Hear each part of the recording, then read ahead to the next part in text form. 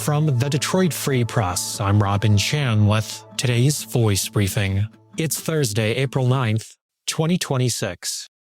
This is Nusrat Rahman with the Detroit Free Press. Detroit students at public, private, and charter schools can now ride city buses for free just by showing their school ID.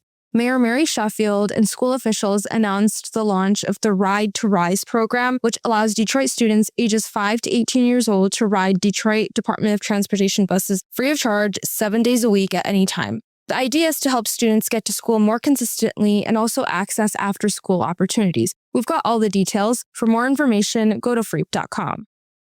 This is Lindsay Green, Free Press Dining and Restaurant Critic. It's official. Detroit restaurants are now eligible for Michelin stars. Visit Detroit announced at a press conference yesterday in Milwaukee that the Michelin Guide would launch a Great Lakes edition, with Detroit as one of 6 cities included in the guide. This is historic news for Detroit's culinary scene. In recent years, the Michelin Guide has expanded to include major cities such as Atlanta, Boston, and Philadelphia. The Great Lakes Guide will feature restaurants in Cleveland, Indianapolis, Milwaukee, Minneapolis, Pittsburgh, and of course, Detroit. The Michelin evaluation process will include establishments in Oakland, Macomb, and Wayne counties, and according to a press release by the Michelin Guide, anonymous inspectors are already scouting the region, making reservations at restaurants in Detroit and beyond. Visit freep.com to learn more about what this means for Detroit and reactions from local chefs. Hey there, everybody. This is Omari Sacco for the second Pistons beat writer for the Detroit Free Press. On this week's episode of our podcast, The Pistons Post, Bryce Simon and I were joined by Fred Katz of The Athletic to discuss Cade Cunningham in the awards race, the 65-game rule, and potential Eastern Conference playoff matchups. Here's a quick snippet of our conversation.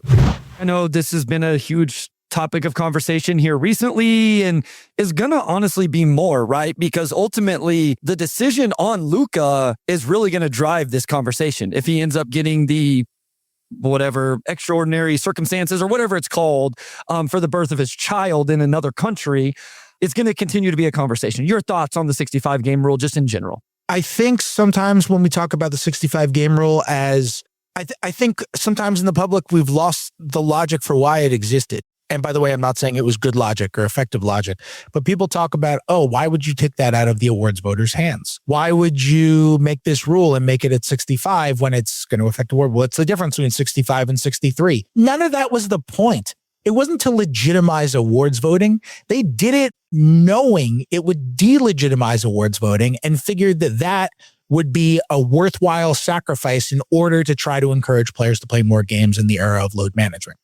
They figured, you know what? If we say that you have to play 65 games to play MVP, then you aren't going to load manage to get to 63 because you're going to want to get 65 to be eligible for MVP and for All-NBA and all the other stuff. I think we have to frame the conversation differently when we have it as like a basketball watching society.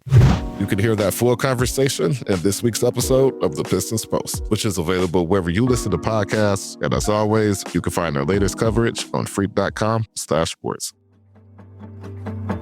Find more from the Detroit Free Press on freep.com. That's FREEP.com. Thank you for listening, and you'll hear more from us tomorrow.